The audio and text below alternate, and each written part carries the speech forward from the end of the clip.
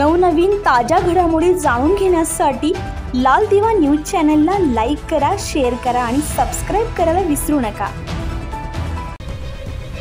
नाशिक शहर पोलीस आयुक्तालयाने मुख्यमंत्री महोदयांच्या निर्देशानुसार राबवण्यात येत असलेल्या 100 दिवसांच्या कृती आराखड्याअंतर्गत पोलीस आयुक्त आपल्या दारी हा उपक्रम 22 जानेवारी 2025 रोजी सकाळी 11 वाजता रामकुंड पोलीस चौकी पंचवटी पोलीस स्टेशन येथे पार पडलाय। पोलीस आयुक्त रणदीप कर्णिक यांनी नागरिकांशी थेट संवाद साधून त्यांच्या समस्या आणि सूचना जाणून घेतल्या। या उपक्रमाला नागरिकांकडून उत्स्फूर्त प्रतिसाद मिळाला। विविध सामाजिक संघटनांचे प्रतिनिधी, स्थानिक नागरिक, व्यापारी आणि महिला यांनी मोठ्या संख्येने उपस्थिती लावली। नागरिकांनी परिसरातील वाढत्या गुन्हेगारीच्या घटनांबाबत चिंता व्यक्त केली आहे। घरफोड्या, चोऱ्या, दरोडे, रस्त्यावरील छेडछाड, मादक पदार्थांचे सेवन आणि विक्री यांसारख्या समस्यांवर त्यांनी प्रकाश टाकलाय। रात्रीच्या वेळी गस्त वाढवण्याची, सीसीटीव्ही कॅमेरे बसवण्याची, पोलीस चौक्यांची संख्या वाढवण्याची आणि पोलीस दलातील प्रतिक्रिया वेळ कमी करण्याची मागणीही नागरिकांनी केली आहे। काही नागरिकांनी ऑनलाईन फसवणुकीच्या वाढत्या घटनांबाबतही चिंता व्यक्त केली आहे। तसेच वाहतूक कोंडी, बेकायदेशीर पार्किंग आणि रस्त्यांवरील अतिक्रमण या समस्यांवरही चर्चा झाली आहे। श्री कर्णिक यांनी नागरिकांच्या समस्या गांभीर्याने ऐकून घेतल्या आणि त्यांना सविस्तरपणे उत्तर दिले। ते म्हणाले, नागरिकांच्या सुरक्षेसाठी पोलीस प्रशासन कटिबद्ध आहे। नागरिकांनी मांडलेल्या समस्या सोडवण्यासाठी आम्ही योग्य ती पावले उचलू। रात्रीच्या वेळी गस्त वाढवण्यात येईल, सीसीटीव्ही कॅमेरे बसवण्याबाबत कार्यवाही सुरू करण्यात आली आहे आणि पोलीस दलाच्या कार्यक्षमतेमध्ये सुधारणा करण्यासाठी प्रयत्न सुरू आहेत। ऑनलाईन फसवणुकीपासून नागरिकांचे संरक्षण कसे करता येईल याबाबत जनजागृती मोहीम राबवण्यात येईल। वाहतूक व्यवस्थेतील समस्या सोडवण्यासाठी वाहतूक पोलिसांसोबत समन्वय साधून कार्यवाही केली जाईल। श्री कर्णिक पुढे म्हणाले, गुन्हेगारीवर नियंत्रण मिळवण्यासाठी पोलीस आणि नागरिक यांच्यातील सहकार्य अत्यंत महत्त्वाचे आहे। नागरिकांनी कोणतीही संशयास्पद घटना दिसल्यास तात्काळ पोलिसांना कळवावे। आपल्या तक्रारींची योग्य दखल घेतली जाईल याची खात्री बाळगा। यावेळी उपस्थित असलेल्या वरिष्ठ पोलीस अधिकाऱ्यांनीही नागरिकांच्या प्रश्नांना उत्तरं दिली आणि त्यांच्या समस्या सोडवण्याचं आश्वासन दिलंय।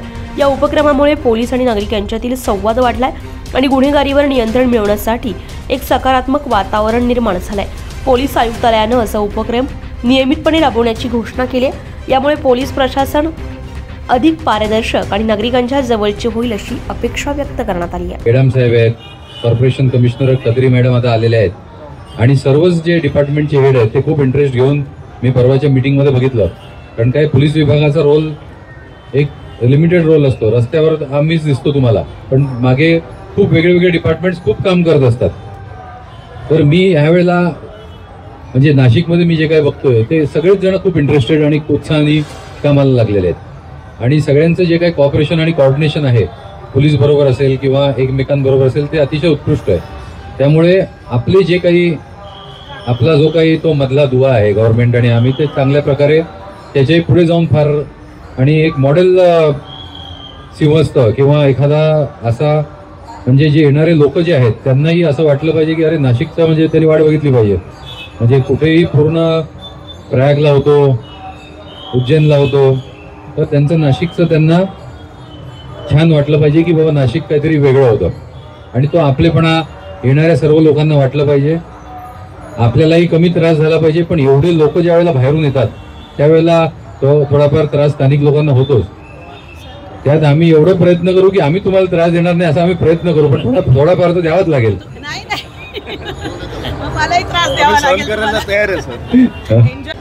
करणं डिफिकल्ट असतं, तर ते आपण प्रॉपरली करूया आणि आपला फीडबॅक वेलकम आहे।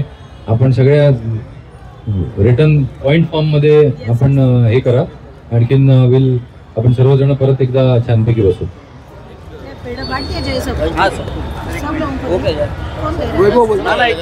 हॅलो, याच्यावर आपले बरेच लोकांनी काही सजेशन दिलेले आहेत, पण ज्या गोदावरी नदीचं प्रदूषण जे आहे त्या गोदावरी नदीच्या प्रदूषणाबाबतीत आपल्यापैकी असंख्य जे बसलेले आहेत तिथे त्यांनी त्याच्यावर काहीच भाष्य केलेलं नाहीये।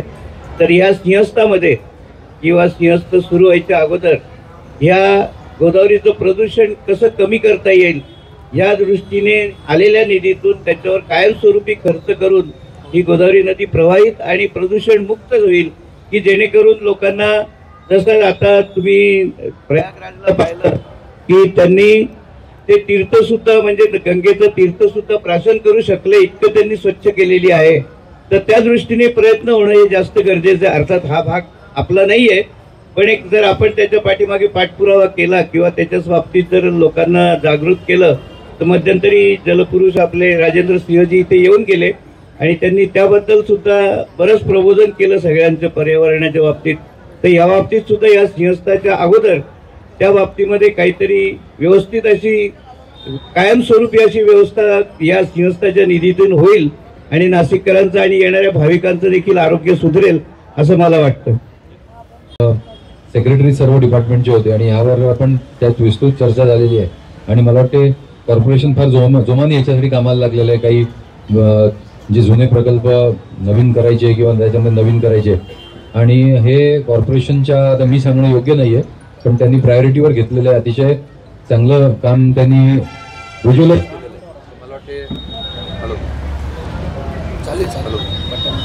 बरेच भिकारी वगैरे लोक बसतात आणि ते नदीच्या पात्रामध्ये थुंकत असतात. त्याच्यावर देखील आपल्या सगळ्यांचं लक्ष राहिलं पाहिजे. दुसरी गोष्ट, आपल्याकडे असं सांगितलं गेलं की इथे पार्किंग वगैरे जे आहे ते मागच्या बाजूला राहिलं पाहिजे. हॉकिंगचा एक प्रॉब्लेम आहे. तर पार्किंगमध्ये जर का वयोवृद्ध लोक किंवा अपंग व्यक्ती, दिव्यांग जे असतात त्या लोकांना येण्यासाठी आपल्याकडे अशा बऱ्याच संस्था आहेत की ज्या आपल्याला या ठिकाणी व्हीलचेअर्स वगैरे देण्यासाठी तयार आहेत. त्यामध्ये आम्ही स्थानिक जे दुकानदार आहोत, इथले स्थानिक नागरिक आहोत, आम्ही पण आमच्यातर्फे प्रशासनाला तशी मदत करायला तयार आहे. आपल्या परिस्थितीनुसार आम्ही पण व्हीलचेअर्स त्यांना प्रोव्हाइड करू, जेणेकरून त्याची एक संकल्पना होईल की इथून समजा तो आपल्या सीतागुंफेकडे एखादा व्यक्ती गेलो तर तिथे त्याचं कलेक्शन सेंटर असेल. म्हणजे त्यांनी इकडनं पार्किंग बंद समजा चेअर घेतली तर ते तिथे जमा जरी केली तरी त्यांना त्याचा उपयोग होणार आहे. अशा पद्धतीची पण संकल्पना आपल्याकडे इथे राबवत आहे. धन्यवाद. सुरुवात केली आहे. तर जेव्हा सिंहस्थात आता 3 वर्ष येणार आहेत, 3 वर्ष आम्हाला मागच्या सिंहस्थात जो त्रास झालेला आहे तो न होता स्थानिकांना धरून सगळे प्रश्न सुरळीतपणे आणि गोडव्यामध्ये सॉल्व्ह करा. आणि सिंहस्थ कुंभनगरी फक्त नाशिक इंडियातच नव्हे, it's on world map. So the message should go very nice and all the coming from throughout the world people should enjoy the Simhastha and they will enjoy because of police department. Thank you. धन्यवाद. जय हिंद.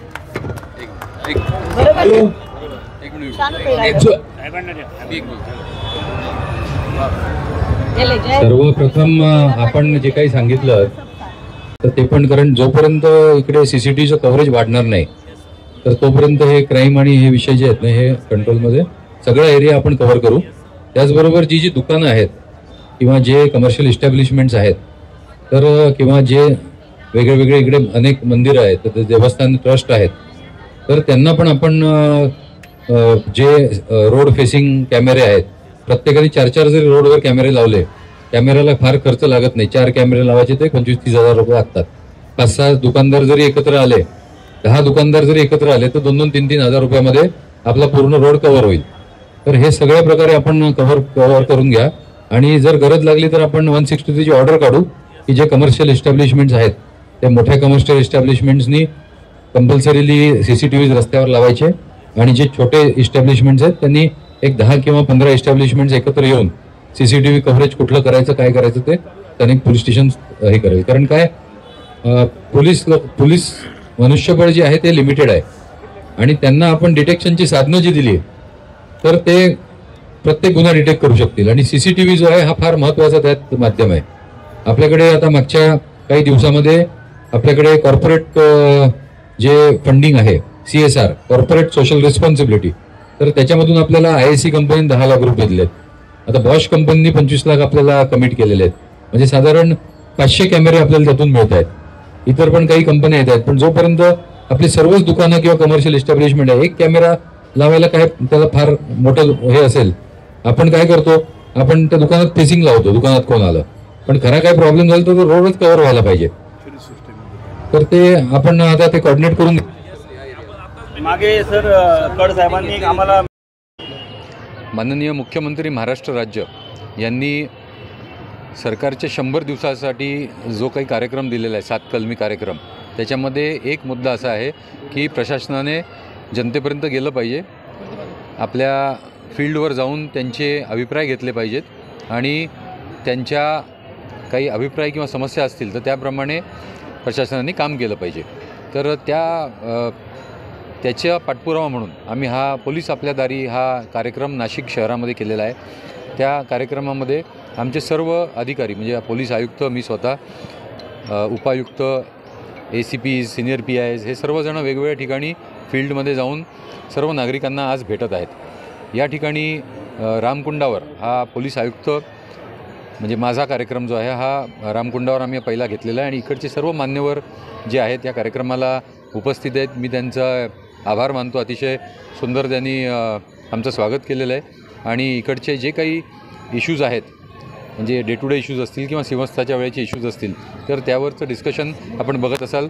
अतिशय चांगलं वेल inform discussion या ठिकाणी चालू आहे। Sir, आज काय नागरिकांच्या काय समस्या जाणून घेतल्या आपण?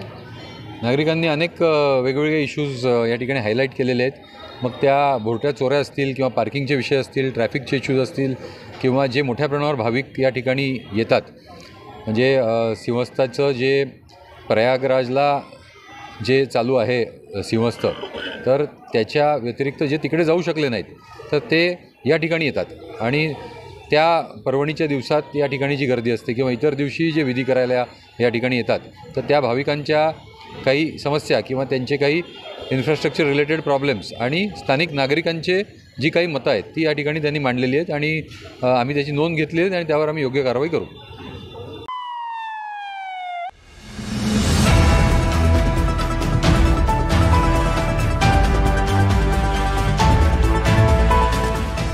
नवनवीन ताज्या घडामोडी जाणून घेण्यासाठी लाल दिवा न्यूज चॅनलला लाईक करा, शेअर करा आणि सबस्क्राईब करायला